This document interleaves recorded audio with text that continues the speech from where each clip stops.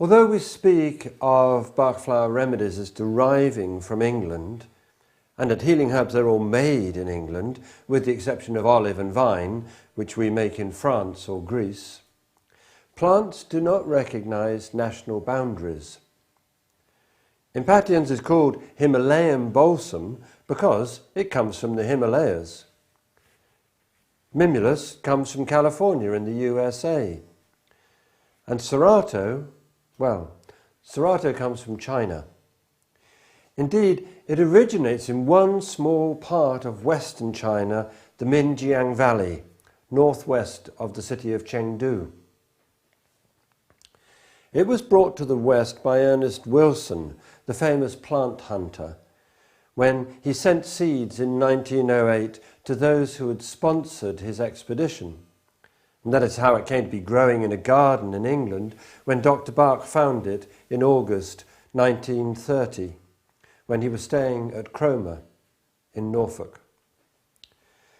The link to China is an important aspect of the flower remedy because of its traditions, or the Chinese traditions, of hidden wisdom and ancient intelligence. But it's not geography alone which explains the unique subtlety of Cerato as a remedy. The story begins with the fact that this plant, of all the Bach flowers, cannot survive alone in the wild here in Europe. This suggests that it is an alien, a foreigner who cannot fully adapt to life circumstances here. As such, it is a stranger in a strange land. Compare this, if you like, with Impatiens, which also comes from the east, yet has come to dominate the territory which it inhabits in its adopted country. Already this suggests uncertainty, and Bach put Cerato in the first place in the group for those who suffer uncertainty. So there is a frail and tentative will when it comes to taking up life opportunity. It is as if the idea for this plant is unsure how to come to earth.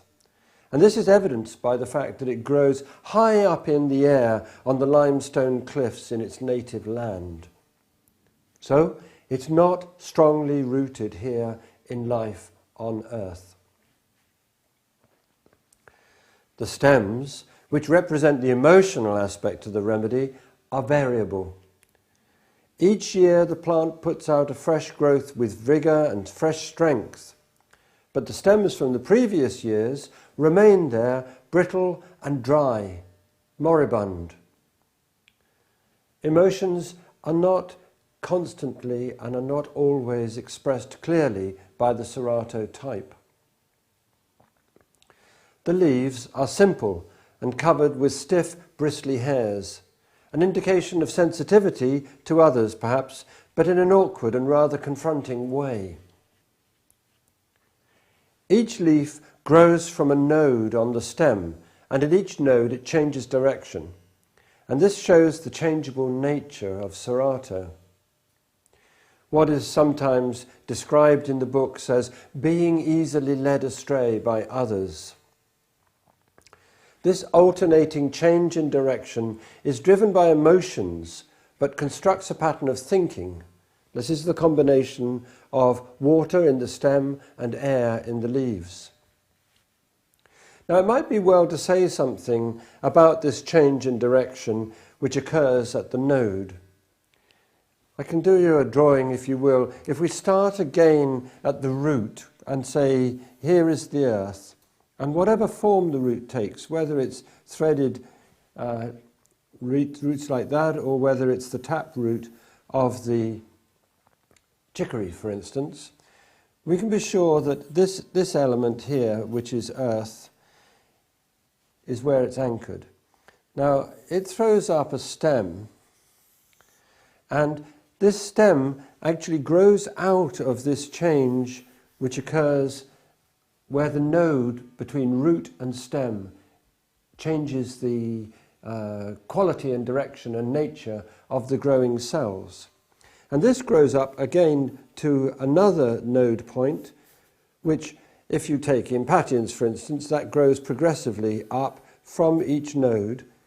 But here at the node, it can change direction because it can move out from the element of water, and let's say here we're going to water, which is in the stem, and out towards the element of air, which it gets in the leaf. So there is a change of, or a potential to change of state. The node then is the switching point. It's where a decision is taken. Shall we continue upwards as stem, or shall we move outwards as leaf? And of course, it's also possible that out of this position here, there grows another stem. So it depends upon the growth form. And ultimately, this one, it hits a node here, which then transforms into the flower, whatever form that flower may take. So here we have the change of state going to air, and here from this node we have the change of state going to fire and the flower.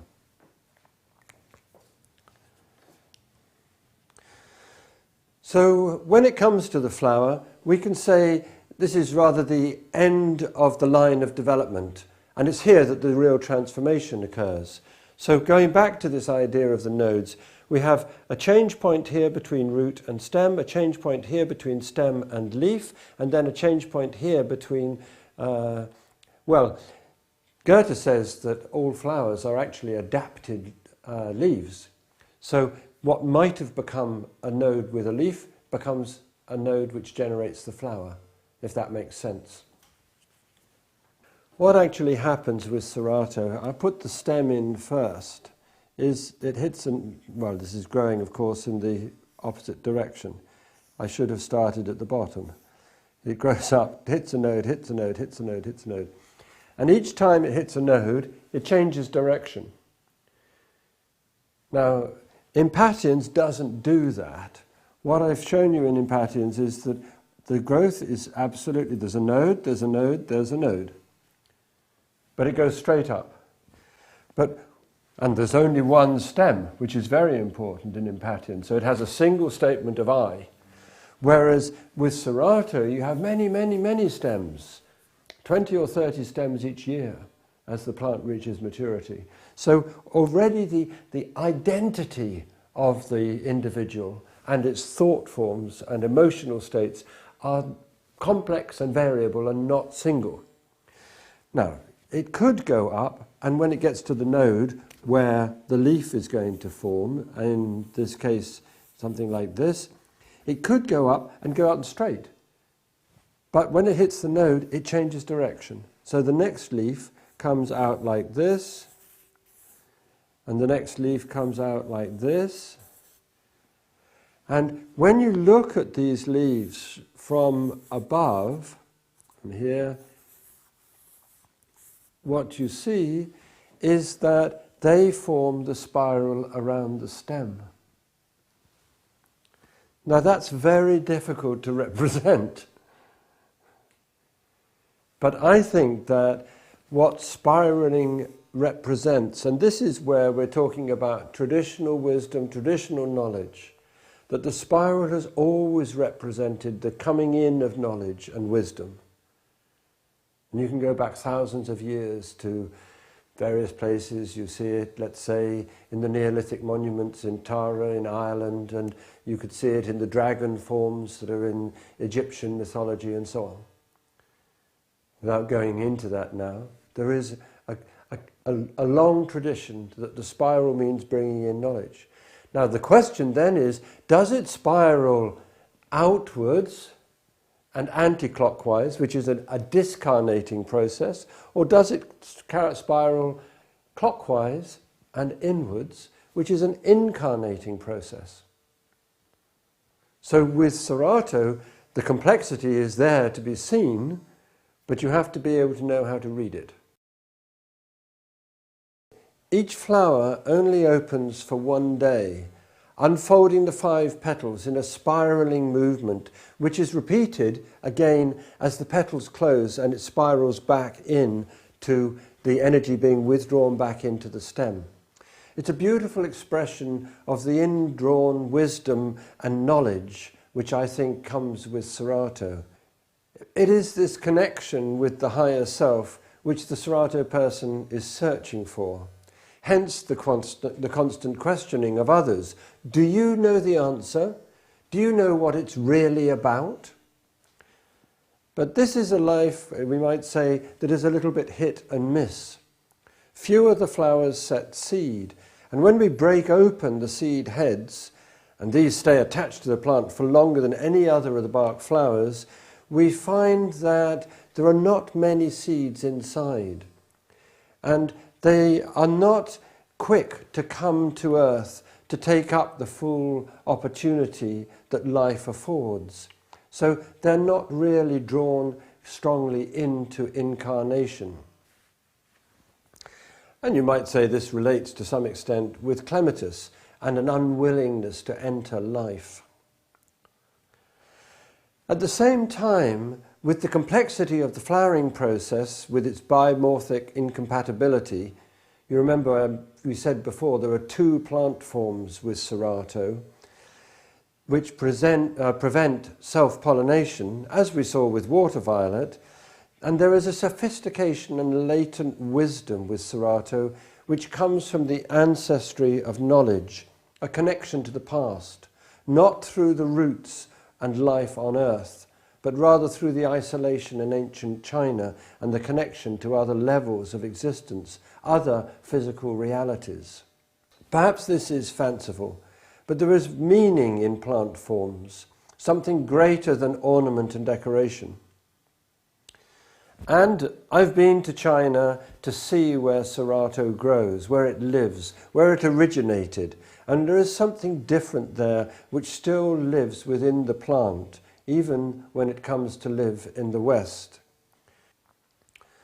Dr. Bach characterized Cerato first as the fool, perhaps the fool of innocence.